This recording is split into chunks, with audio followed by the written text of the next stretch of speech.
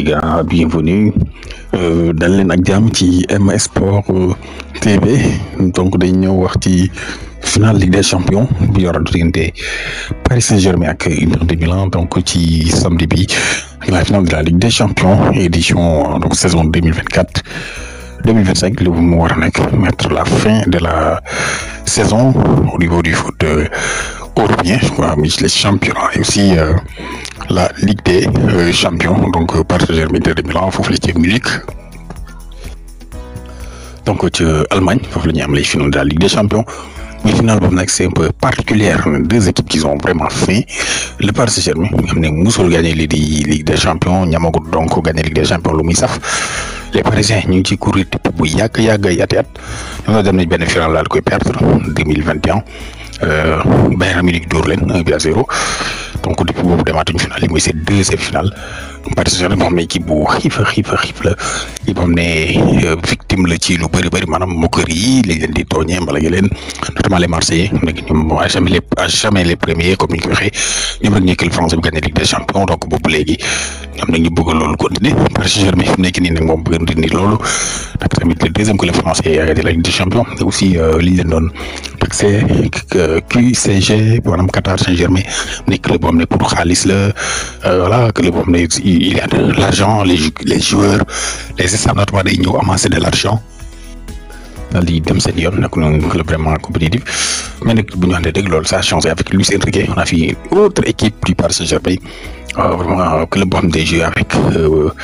beaucoup de détermination qui joue on a fait une famille une véritable équipe de football qui joue avec beaucoup de collectifs xam nga wala moral nekkatul rek équipe boo xam ne ay star la woon comme ni nga daan gisee Mbappé qui était patron voilà du daw ñeneen ñooy football pour moom Neymar Messi donc c'était pas vraiment une équipe et pas de la cohésion mais lii ñu gis nii ak Luis Enrique c'est une véritable équipe y a pas de star amatul star tout le monde travaille pour le collectif muy l'équipe Paris Saint-Germain qui a convaincu plus de bien que match de poule d'équipe bu départ bu bon la defoon dem nañ 15e barrage lañ jaar barrage ginnaaw bu ñu doon Man City dem barrage foofu nag mu nañ le Paris Saint-Germain yeewu et surtout nag l'envol c'est lorsque qu'ils ont éliminé Liverpool qui était le grandissime favori de cette Ligue des Champions mais la meilleure équipe en phase de poule donc éliminé par Paris Saint-Germain ginnaaw match aller bi te ñoom Liverpool ñoo gagné 1-0 au Parc des Princes mais le match retour Paris Saint-Germain de biir Anfield Road gagné 1-0 éliminé Liverpool aussi ci tiro bi donc Paris Saint-Germain foofu la defee lii di déclic mu départ am le Paris Saint-Germain a pris son envol et voilà a tout écrasé sur son passage éliminé yeneen club anglais Aston Villa Arsenal en demi-finale avec la manière avec beaucoup de maîtrise technique tactique aussi avec un excellent comme ni un grand entraîneur Luis Enrique Donnarumma ci camp yi on a revu le Donnarumma de l'Euro 2020 lorsque l'Italie a gagné l'Euro donc Donnarumma boobu la gis décisif dans les grands événements aussi avec une solidité défensive extraordinaire avec Pacho notamment Marquinhos Hakimi Nuno Mendes muy ay latéraux yu extrêmement offensifs aussi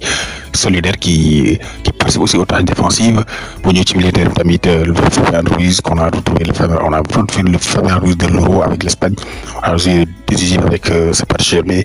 Vitinha exceptionnel on parle de Pedri mais Vitinha aussi c'est un joueur dans l'ombre un excellent milieu de terrain moom Vitinha tout comme Costa aussi Neves João Neves du moins ba nga dem ci kaw aussi avec la renaissance d'Ousmane Dembélé, la révélation de Doué, Barcola. Donc, Kvaratskhelia aussi, surtout qui a beaucoup apporté dans cette équipe du Paris Saint-Germain. Donc, c'est une équipe vraiment complète. Manqué dara daal ci banc bi muy l'entraîneur le grand entraîneur Luis Enrique qui est depuis la présenté qui a gagné la Ligue des Champions avec le Barça qui fait aussi le sélectionneur de l'Espagne ñoo ko ñaar Donnarumma donc bu ñu gisaat une défense solide milieu de terrain aussi exceptionnel qui travaille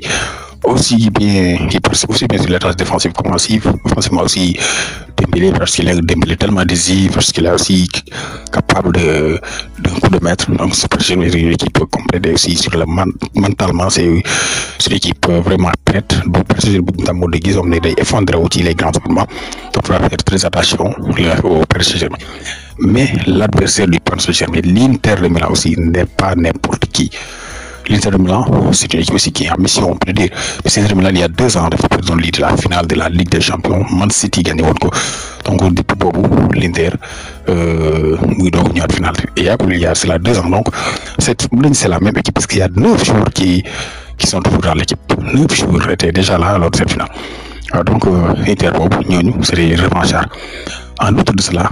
Inter Milan aussi, il représente l'Italie. Et l'Italie, depuis 2010, ils n'ont pas gagné la Ligue des Champions. Alors, c'était cet Inter de Milan. Inter de Milan en 2010, l'Inter de Milan, José Mourinho, qui avait battu le Bayern de Munich en finale de la Ligue des Champions. Depuis beaucoup, Ligue des Champions, Bougou l'Italie, d'où Inter de Milan, du jour où Rome de Ben club italien a gagné la Ligue des Champions. Donc, en quelque sorte, l'Italie aussi, c'est la derrière l'Inter de Milan. L'Italie a fin de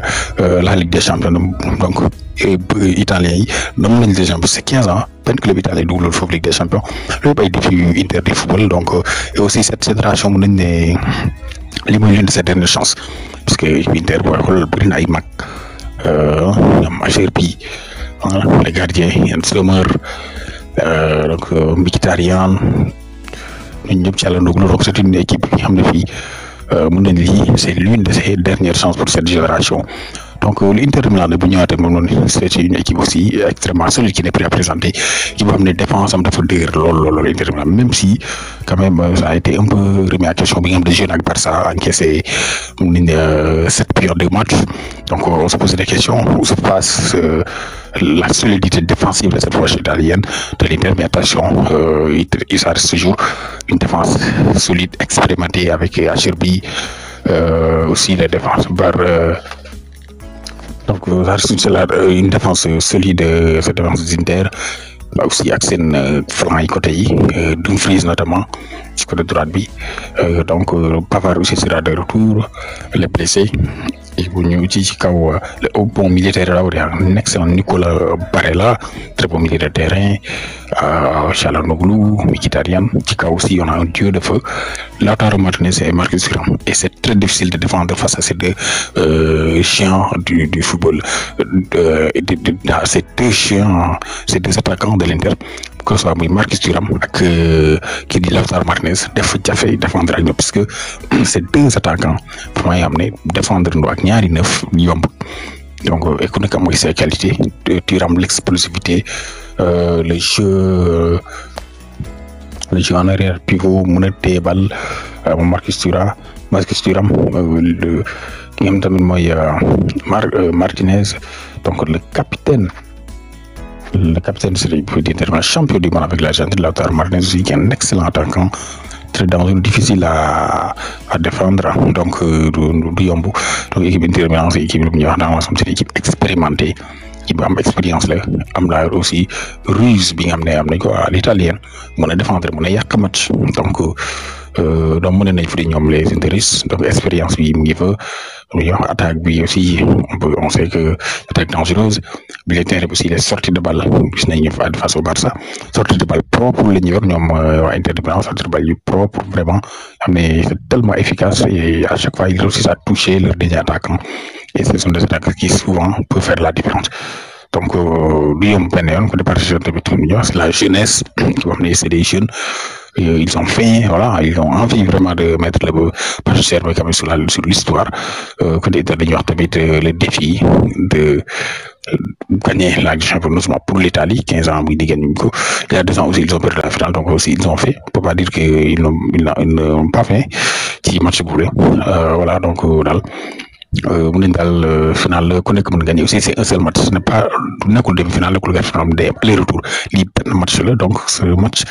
différent, nous analyser comme si un match de demi-finale aller-retour, fi amul calcul, soit tu gagnes ou tu perds, là c'est un seul match, donc c'est un match encore un peu plus fermé, il y avait beaucoup de buts, match folie,